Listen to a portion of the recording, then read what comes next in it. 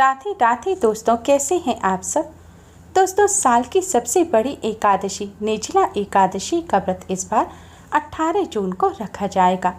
धर्मशास्त्रों में इस एकादशी का सर्वाधिक महत्व है। धर्मशास्त्रों के अनुसार निर्जला एकादशी का व्रत करने से साल की सभी एकादशियों के व्रत करने के बराबर पुण्य फल की प्राप्ति होती है। साथ ही अन्य एकादशी पर अन्न खाने से जो दोष लगता है, कोई अगर गलती हो गई है उससे जो दोष लगता है, वह सभी दोष इस निर्जला एकादशी व्रत को करने से समाप्त हो जाते हैं। बिना अन्न जल और फलाहार किए इस व्रत को रखा जाता है। यह व्रत निर्जल रखा जाता है, इसलिए इसे निर्जला एकादशी कहा जाता है। धर्मशास्त्रों में बताया गया है कि यह व्रत भीमसेन ने रखा था, इसलिए इसे भीमसेनी एकादशी या पांडव एकादशी के नाम से भी जाना जाता है। ज्येष्ठ माह की शुक्ल पक्ष की एकादशी को निर्जला एकादशी कहते हैं, क्योंकि इस माह में गर्मी सबसे ज़्यादा होती है और यह व्रत निर्जल रखा जाता है, इसलिए यह सभी व्रतों में सबसे ज़्यादा कठिन व्रत माना जाता है।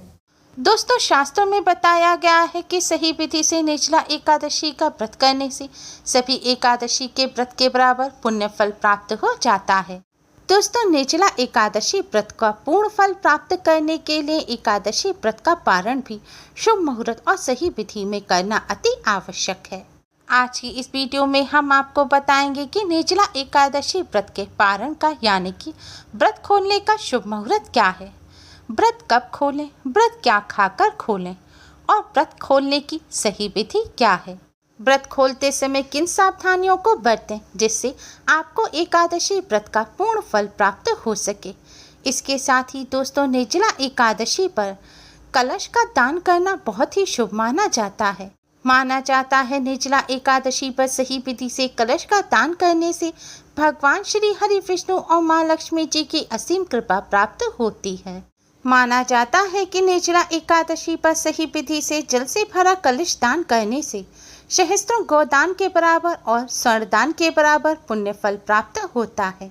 आज की इस वीडियो में हम आपको बताएंगे कि निर्जला एकादशी पर जल से भरा हुआ कलश किस विधि से दान करने से कलश दान करने का पूर्ण फल प्राप्त होता है।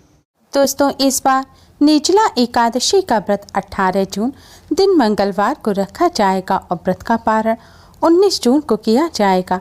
व्रत पारण करने का शुभ मुहूर्त है 19 जून की सुबह 5:24 से सुबह 7:28 तक।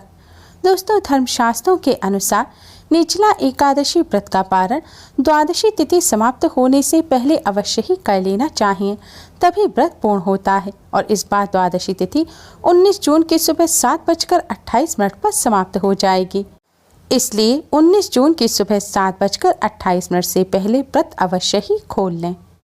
दोस्तों, निर्जला एकादशी व्रत का पारण शुभ मुहूर्त में करने के साथ साथ सही विधि से भी करना चाहिए, तभी व्रत का शुभ फल प्राप्त होता है। तो आइए जानते हैं किस विधि से करें निर्जला एकादशी व्रत का पारण। पारण करने के लिए सुबह सूर्योदय से पहले उठकर स्नान आदि करके स्वच्छ वस्त्र धारण करें। इसके बाद आप सबसे पहले अपने मंदिर की सफाई करें, भगवान जी की सभी तस्वीर को साफ कपड़े से पोंछें और प्रतिमाओं को स्नान कराएं और स्वच्छ वस्त्र पहनाएं। अब आप व्रत खोलने के लिए सात्विक भोजन तैयार करें। दोस्तों, एकादशी का व्रत कुछ चीज़ों को खाकर बिल्कुल नहीं खोलना चाहिए, जैसे कि प्याज, लहसुन, अंडा, मीट, चावल, मसूर की दाल, सेम की फली, बैंगन, मूली और साग। इन चीज़ों को आप भोजन में इस्तेमाल ना करें। इसके साथ ही एकादशी व्रत का पारण यानी कि एकादशी व्रत हमेशा पराठे या फिर पूरी खाकर खोलना चाहिए।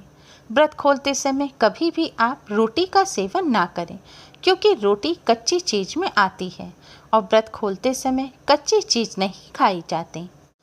इन चीज़ों के अलावा जौ का भी आप व्रत का पारण करते समय सेवन ना करें।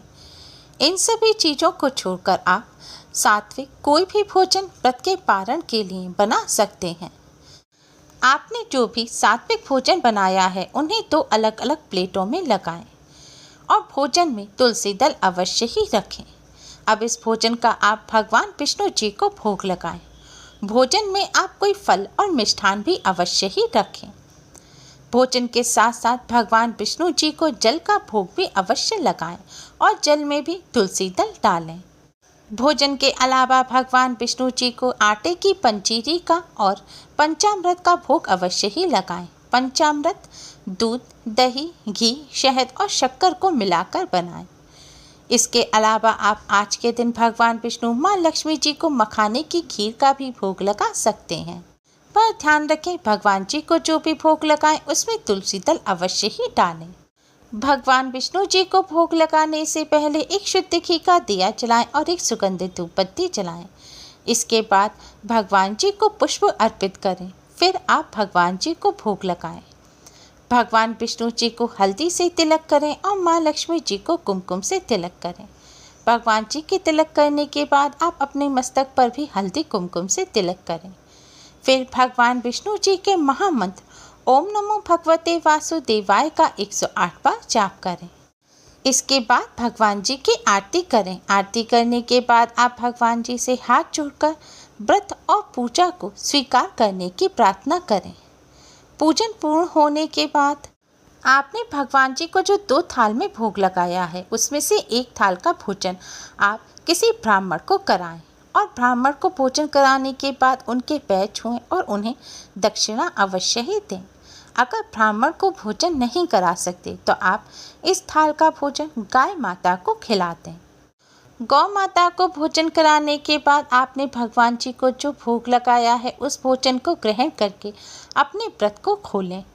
व्रत खोलने के लिए पूर्व दिशा की तरफ मुख करके जमीन पर आसन बिछाकर बैठ जाएं। इसके बाद भगवान जी को आपने जो जल अर्पित किया था उस जल को पीकर आप अपने व्रत को खोलें और जल में जो तुलसी दल है उन्हें भी आप ग्रहण करें।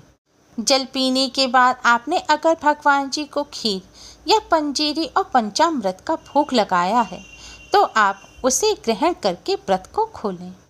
दोस्तों, व्रत को खोलते समय आप किसी से बात ना करें और मन ही मन भगवान विष्णु जी के महामंत्र ओम नमो भगवते वासुदेवाय का जाप करते रहें। और ध्यान रखें, आप व्रत द्वादशी तिथि समाप्त होने से पहले अवश्य ही खोल लें। इस विधि से व्रत खोलने से आपको व्रत और पूजा का पूर्ण फल प्राप्त होगा। दोस्तों, निर्जला एकादशी पर व्रत पूजा के साथ साथ दान का विशेष महत्व होता है। दान की वस्तुओं में गर्मी से राहत दिलाने वाली वस्तुओं का दान करना सबसे ज़्यादा शुभ माना जाता है। आप इन वस्तुओं का किसी ज़रूरतमंद व्यक्ति को या ब्राह्मण को दान कर सकते हैं। निर्जला एकादशी पर कलश, फल, शक्कर, अनाज, वस्त्र, जूता, छतरी, पंखा, खरबूज, तरबूज आदि चीज़ों का दान करना बहुत ही शुभ माना जाता है।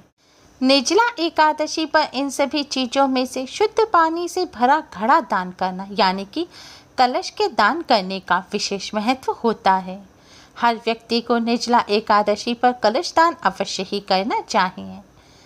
माना जाता है कि निर्जला एकादशी पर अगर सही विधि से कलश का दान किया जाए तो व्यक्ति के सभी प्रकार के कष्ट दूर हो जाते हैं, धन संबंधी सभी समस्याएं दूर हो जाती हैं, परिवार में खुशियां आती हैं, बीमारी हो तो वह भी दूर हो जाती है। इसके साथ ही सभी प्रकार के कलेश और परेशानियों से मुक्ति मिलती है। तो आइए दोस्तों, अब हम आपको बताते हैं कि निर्जला एकादशी पर कलश दान करने की सही विधि क्या है। आप निर्जला एकादशी के दिन भी कलश का दान कर सकते हैं। अगर इस दिन ना कर सके तो आप दूसरे दिन यानी कि द्वादशी तिथि पर भी कलश का दान कर सकते हैं। कलश का दान करने के लिए वैसे तो सामर्थ्य के अनुसार सोने, चांदी, पीतल, तांबा आदि चीज़ों का कलश ले सकते हैं, लेकिन निर्जला एकादशी पर सबसे ज़्यादा शुभ होता है मिट्टी के कलश का दान करना, और यह आसानी से मिल भी जाता है।